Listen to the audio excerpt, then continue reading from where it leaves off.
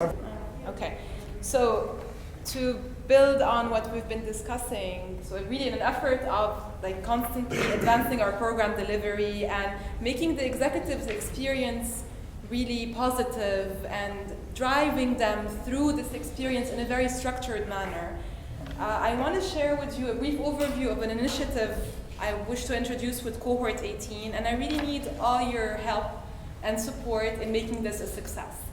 On August 10, day one of orientation, Cohort 18 executives are going to be given a tablet. No more binders, no more duplicating of material, and they're going to be trained on properly using Moodle. Okay, so we have some really good tools at AUB available for us, which we don't use to their full extent. We teach our executives how to introduce such systems in their operations, in their businesses, yet we are still, very, I don't know. Not ready, but you say it, I'm not going to say anything more than that, okay? So they can either decide to use their laptops, but we're going to provide them with tablets because, we need to also get them excited about this, but if they choose to use their laptop, it's the same applies.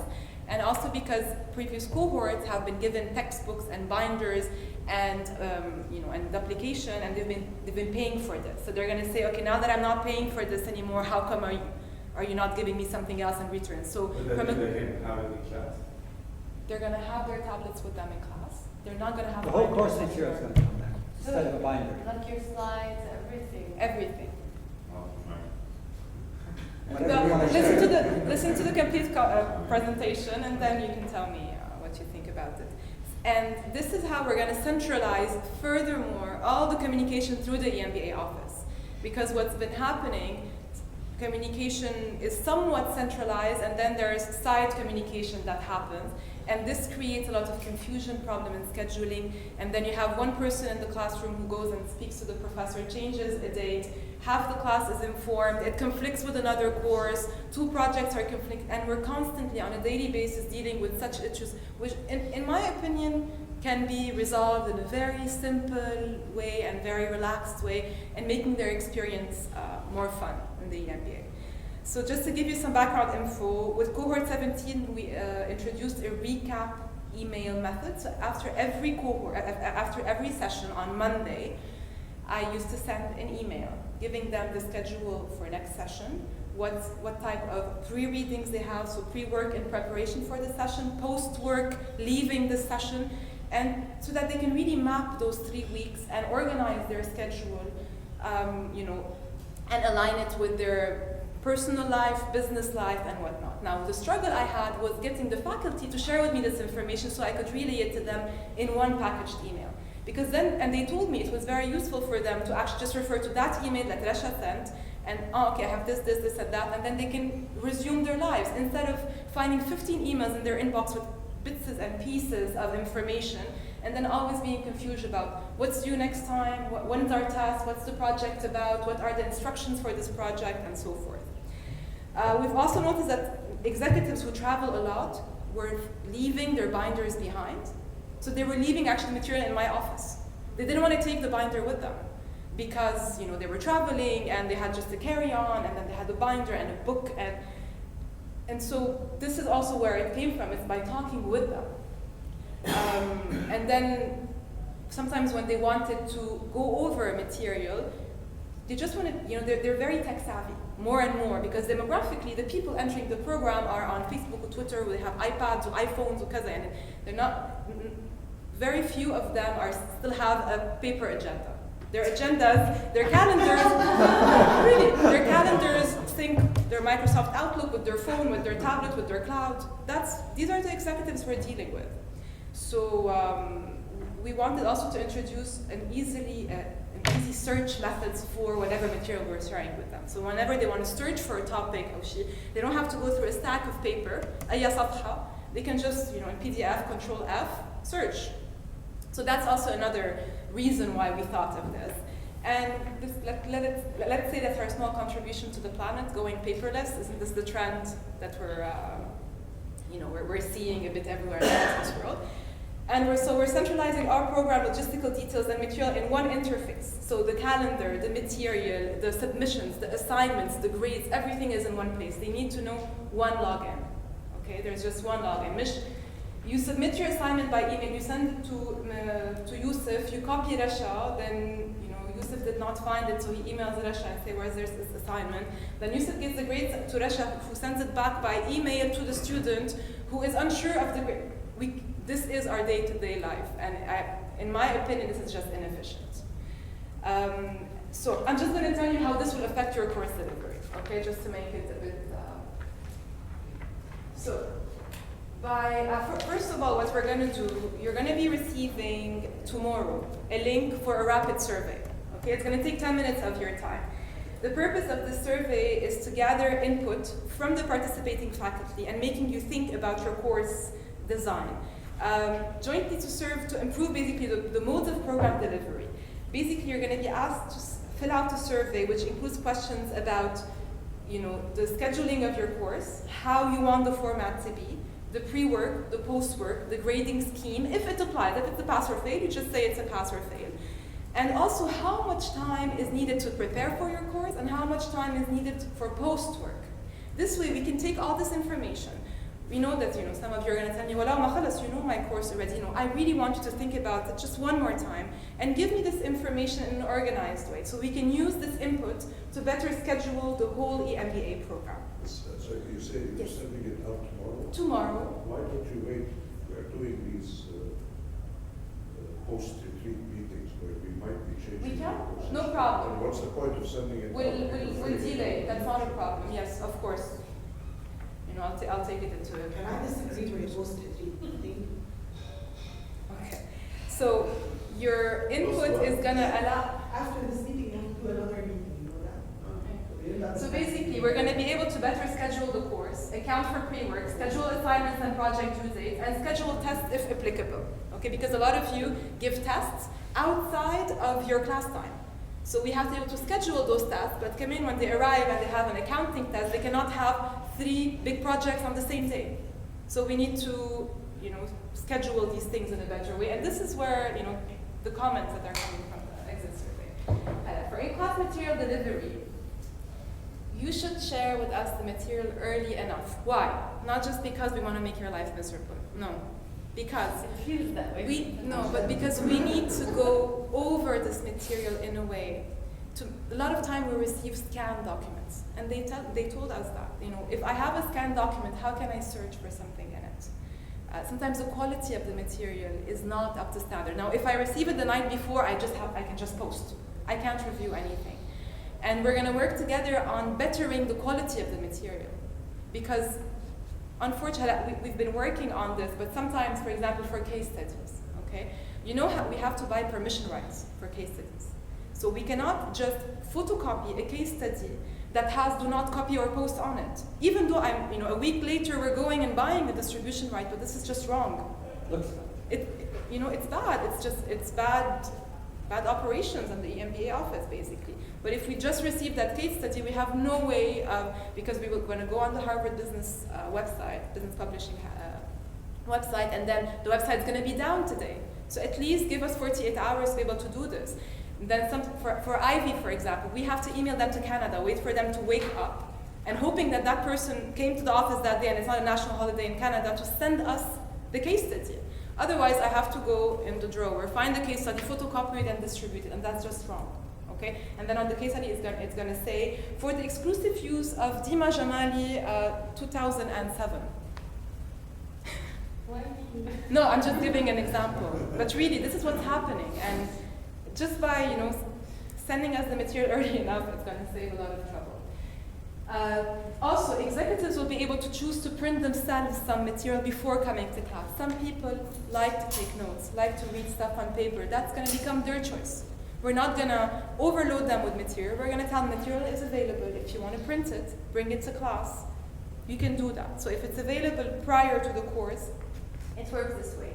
Note-taking will be possible on their tablets. So we're going to be giving them a training, and there's going to be note-taking application, and they can take notes on the slides, for example, take notes in a PDF, Or they can choose to just take notes on the side on a notepad. We're going to leave all the options for them. This is really a pilot project. So we're going to listen to their feedback, try to serve them better in that sense. And this is all based on feedback of previous cohorts who have not tried the system. They're just giving recommendation. Now we're going to get real-time feedback from them. So all the material will be in PDF with search-enabled function, and try to not use canned material. Cases must be announced early enough to give us lead time to buy distribution permission before publishing, and only appropriate PDFs will be used. And we have to be very consistent in the material we're posting. In-class handouts need to be shared with the EMBA office will be uploaded to Moodle. So sometimes we understand that you wish not to show some part of your course and distribute something in class. It's fine. We're not saying we're going completely paperless. Sometimes you need some kind of paper to deliver your course. But please let us know that you did share this material so we can also include it so that all the material is in one place. And this executive, as he leaves, he can, if he's in Dubai over the weekend, refer to Moodle and find all the material there. So it's all in one location. Now, for textbooks, we're moving to ebooks. We've noticed that we're also going to ask you about textbooks for your courses. A lot of you have textbooks you don't refer to, so they can be used as reference material. A lot of you have textbooks which you refer to for some practice exercises. I've had one executive tell me, okay, now I have a library in my office of binders and textbooks that I've never opened, because there's not even a reference to a chapter in the textbook, but the textbook is mandatory. So we're going to ask you to revise, the textbook choices if there is a textbook in your course, and they're going to be an ebook so they can access them anywhere. And they're also going to be integrated in Moodle. Post-work. So what do we mean by post-work? Article reviews, assignments, project, individuals, groups, and so forth. So post-work details will be clearly communicated on Moodle, and all submission will be done online. In some courses, as the executives leave the session, I get 10, 15 emails of different executives saying, what do we have to do for this course? When is it due? What was it about? So there's a lot of time there's no clear instructions. I'm not generalizing, but sometimes it happens. At least I can say just go to Moodle, the instructions are there, and this way at least I have control over it. I can see if the instructions are there, if the deadline is set, and at least we're all talking the same language. Because I will speak with the instructor and he'll tell me, no, I explained to them in class. I'll go back to them and say, he explained to you in class. No, he didn't explain anything. And then I go back to, we keep on doing this. And frankly, it's not about the dynamics among us, it's how this looks in front of our executives. They're like, ما عارفين حالكم. And we're getting this. And personally, it frustrates me. So I'm trying to centralize the communication in a clear way. Yes? In Moodle, you don't have access to it. And yes, so as a first step, I'm going to have access. Now, if a specific instructor wants access for his course, I'm all takers. We can, co-instruct a course in a sense like, I know, for example, Bijan manages his own Moodle. And he does everything on Moodle, submissions, assignments, he even gives them the grade, the feedback, everything is done through it. So he's a co-instructor on this course with me. And whenever it's Bijan's course, I don't touch anything because I know he has full control and they love the experience. I spoke with cohort 16, cohort 17. They say everything makes sense. Okay, Bijan gives them a lot of work and he drives them crazy. He's like, كله هيدا وكمان هيك, but at least it makes sense. At least it's structured, they can account for, they can make time for Bijan's course. So post-work, assignments and so forth are going to be submitted on Moodle. Okay, so all submissions are going to be done through Moodle, no more sending by email. Which means clear instructions are going to be available. We're going to reinforce the respect of deadlines because the deadline is going to be very strict. You miss the deadline, you have to justify it for us to accept your submission. We're going to log submissions and identify tardiness. We're going to easily identify missing assignments because now every time we have to, we do a lot of things very manually. I have 10 assignments and I go through a list, Georgie hasn't submitted. Then it's easy. You can enable Turnitin. A lot of times, like for Riyadh, for example, we would get a submission, then you would have a doubt about some plagiarism, and then he would ask me to submit it to Turnitin.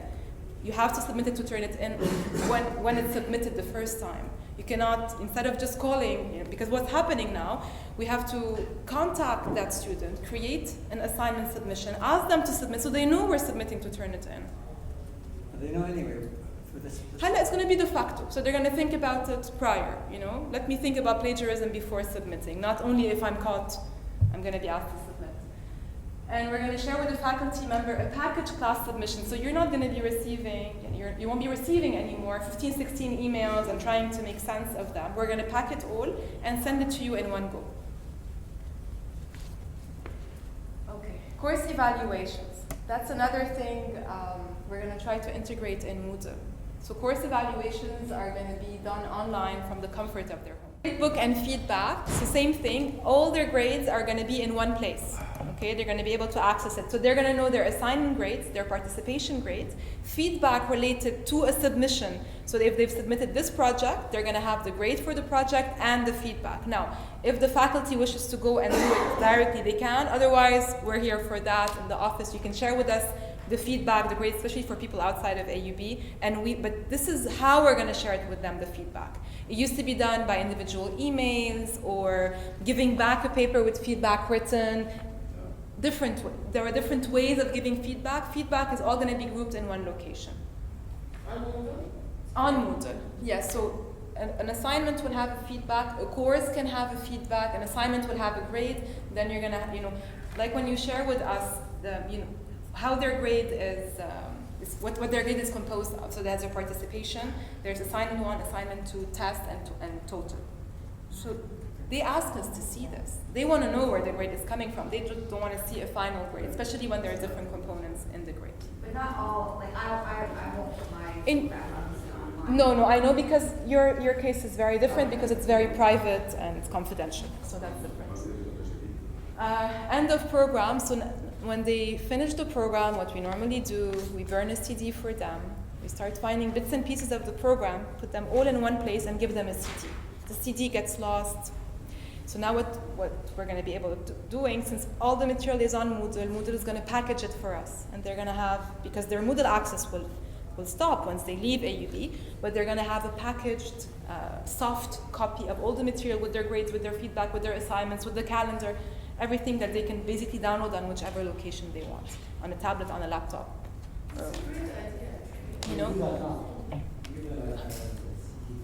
So everything's going to be on Moodle. There's going to be a design per course. This is why we need to know the different components of your course. So for example, Victor has slides, case studies, and exercises. So we're going to create the instances for all of these. So we're going to start designing Moodle as we move along with the program. So when they're going to look at Moodle, they're going to see the general course information, the syllabus, the bio, test dates, if any, from day one. They're going to know that Samit's course, the test is on September 15th. It's not very hard to predict that, especially when you have a clear view of the calendar. The course material, post-session work, any assignment submissions, the course evaluation, the grade, and feedback all in one place. So the only reference for scheduling and due dates is going to be the calendar on Moodle. So if you decide for whatever reason that the due date or something should be changed, please communicate it with us first. Let's see first if it conflicts with something else, and then we can communicate it with the students. Let's not do the reverse type of. I'm not going to repeat myself. Okay, so. Aren't all the assignments going to be on the calendar? Yes. So Yes. Like if you want to change, you can have a quick look at it. Yes, exactly. And we can look at it together, and then they can sync this calendar with their phone, with their Outlook, with their traveling. They have everything in one place. Even when they have to pay their tuition, graduation, the dinner on Riyadh, the outing, everything's going to be in one place, and we'll all have clear visibility on it. In the gatherings, for example, any lecture series happening at OSB, when we invite them, we're going to communicate all of this through Moodle. Yes. Basic question, how do you access Moodle?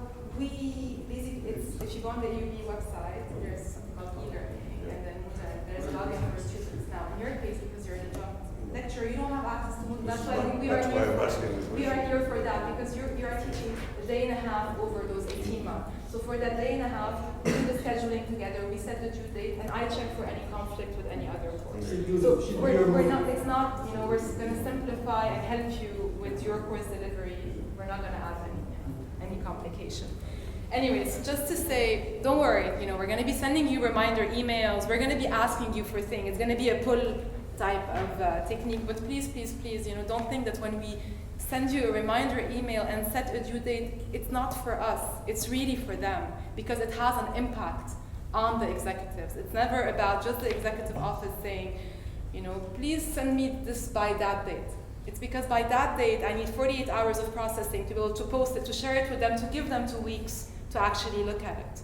So we're just trying to improve the quality of the delivery, not making your lives complicated or anything. And the way I see it is that the more we can raise customer satisfaction, the more we can attract good quality executives. So it's also a type of marketing strategy that if their experience is really smooth and structured, and they really feel that, the effort they put is really to learn the material. It's not, they didn't put in a lot of effort to just try to figure out when is the due date for that assignment. Then I think they can attract more quality executives and bring them to the program. Also, I want to add that we're very proud to say that we're going to be the first program at AUB to go completely digital. So we're going to try to set a trend for the rest of AUB to try to do that. We're working very closely with the Moodle team, and they're very excited. They're very good. I'm working with Wissam, and I had a meeting with him yesterday, and he told me he already wants to present this case study next year in Dublin at the Moodle convention. So if all of you, believe in it and support it, it's going to make it a success. And any idea you have, any advancement you can think of, please let us know. We're all takers. We're at a point where we're testing something new. We're trying to structure it, but we need your input at every level. So thank you very much. Anyways, I won't take more of your time. Lunchtime.